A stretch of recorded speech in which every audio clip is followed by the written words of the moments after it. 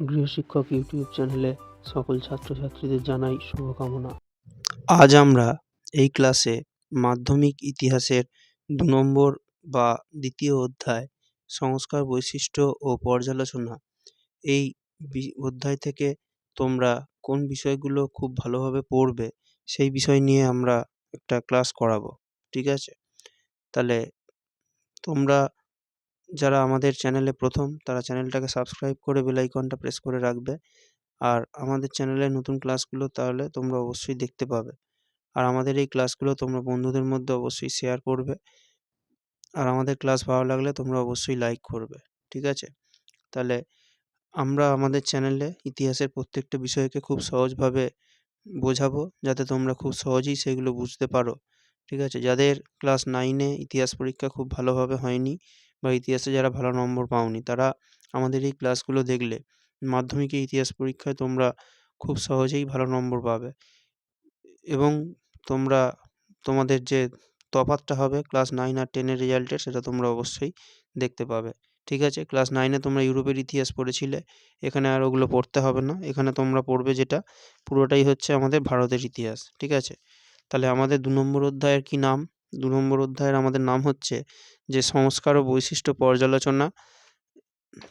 এটাই আমাদের ২ নম্বর অধ্যায়ের নাম। তাহলে আমরা প্রত্যেকটা জিনিসকেই বুঝবো। তাহলে সংস্কার কি? সংস্কার মানে আমাদের সমাজে যে বিষয়গুলো চলছিল সেইগুলোকে যখন আমরা পাল্টাবো, কিছুটা যখন আমরা পরিবর্তন করবো বা পাল্টে ফেলার চেষ্টা করবো, সেটাকেই আমরা কি বলবো? সেটাকেই আমরা বলবো সংস্কার।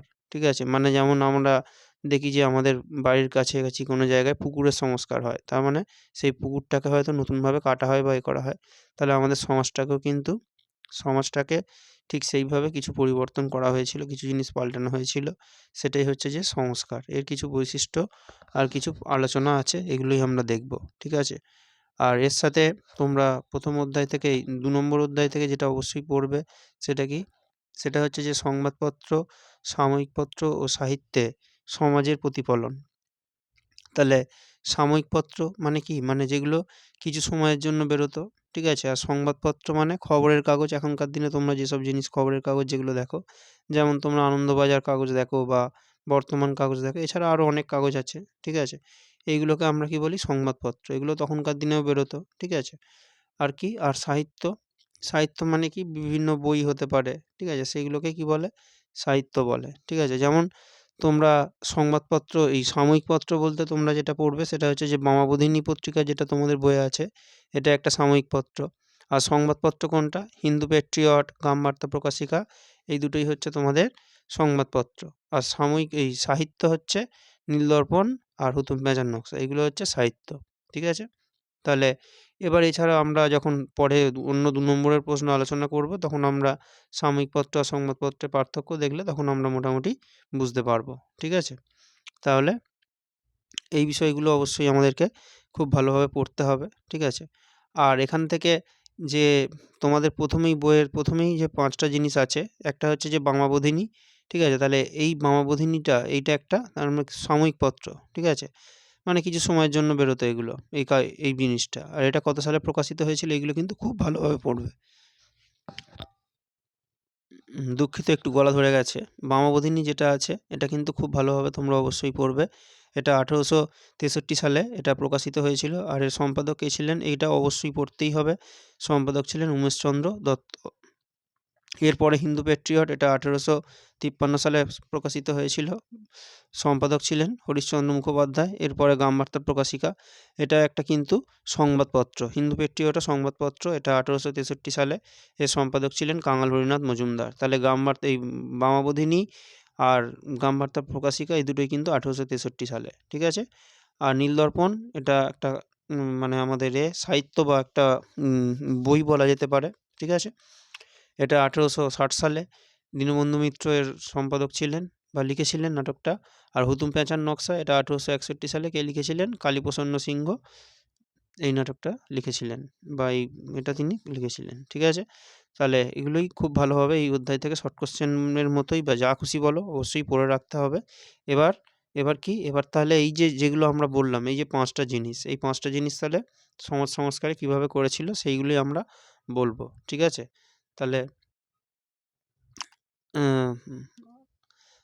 কীভাবে করেছিল সেটা বলার আগে তোমাদের আমরা আরও একটা কথা বলে রাখি, সেটা হচ্ছে যে প্রথম অধ্যায়ে তোমরা যে বিষয়গুলো পড়ছো ইতিহাসের ধারণা, সেই বিষয় কিন্তু আমাদের চ্যানেলে আমরা ক্লাস আগে করিয়েছি। তোমরা অবশ্যই আমাদের সেই ক্লাসগুলো দেখবে, ঠিক আছে? সেখানে আমাদের অনেক ক্লাস আছে। আমরা প্রথম অধ্যায়ের প্রত্যেকটা বিষয়কে একদম ধরে ধরে খুব সহজভাবে বুঝিয়ে দিয়েছি, সেগুলো তোমরা অবশ্যই দেখবে।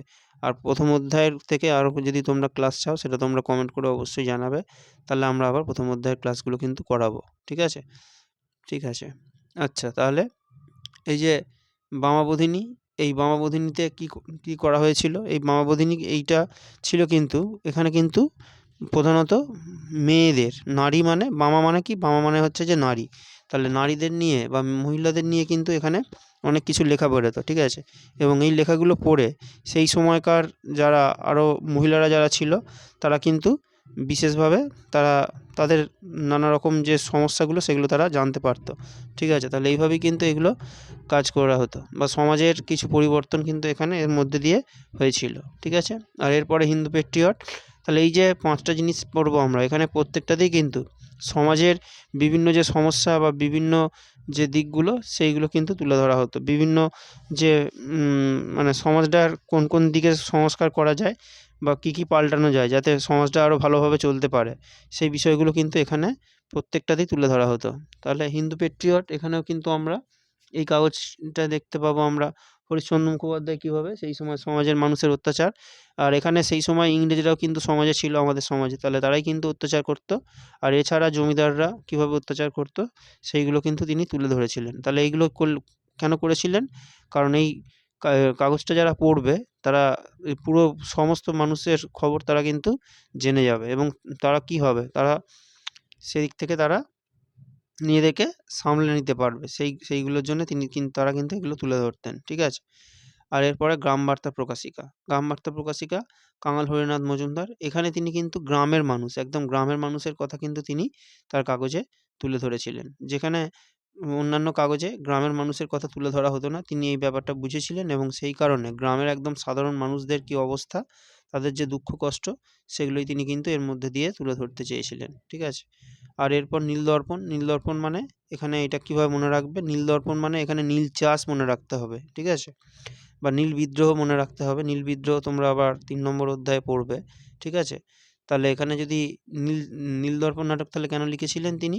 কারণ চাষিরা তারা নীল চাষ করবে না, তার জন্য তাদের যে কষ্ট সহ্য করতে হতো, তাদের যে অত্যাচার করা হতো চাষিদেরকে, সেই বিষয়গুলো তিনি এখানে তুলে ধরেছিলেন, এবং সেইগুলো পড়ে, এই নাটকটা পড়ে বা দেখে, অভিনয় দেখে আরও অন্যান্য চাষিরা যাতে একটু তাদেরকে সাবধানে রাখতে পারে সেই বিষয়গুলো, এবং বা তারা প্রতিবাদ করতে পারে এই অত্যাচারের বিপক্ষে, সেইগুলো তারা কিন্তু সেই জন্যই তিনি কিন্তু এই নাটকটা লিখেছিলেন, ঠিক আছে? আর শেষ যেটা ছিল সেটা হচ্ছে যে হুতুম প্যাঁচার নকশা। এটা একটা বলা যায় যে একটা মজার ব্যাপার। কালীপ্রসন্ন সিংহ এটা লিখেছিলেন, ঠিক আছে? তাহলে এখানে তিনি কী তুলে ধরতে চেয়েছিলেন? এখানেও তিনি সমাজের বিভিন্ন দিক তুলে ধরতে চেয়েছিলেন। আর সেই সময় ইংরেজরা ভারতে শাসন করছে, আর কিছু কিছু বাঙালি কী করেছিল? কিছু কিছু বাঙালি এদের মানে ইংরেজদেরকে নকল করার চেষ্টা করেছিল, ঠিক আছে? তাদের কথা তিনি তুলে ধরেছিলেন। এছাড়া সেই সময় সমাজে প্রচুর মানে যেসব জিনিসগুলো চালু ছিল, যেমন হচ্ছে তোমাদের শিবের মেলা, তারপরে গাজন উৎসব, এইসবগুলো কলকাতার কিছু ছবি তিনি তুলে ধরেছিলেন, বা যারা খুব বড়লোক বাঙালি সেই সমস্ত মানুষের তিনি মানে তাদের যে আচরণগুলো সেইগুলো তিনি তুলে ধরেছিলেন, তাদের দিকগুলো, ঠিক আছে? তাহলে এগুলোই তোমরা ভালোভাবে দেখবে প্রথম অধ্যায় থেকে আপাতত। এরপরেও আমরা পরের ক্লাসে আরও অন্যান্য বিষয়গুলো নিয়েও আমরা আলোচনা করব।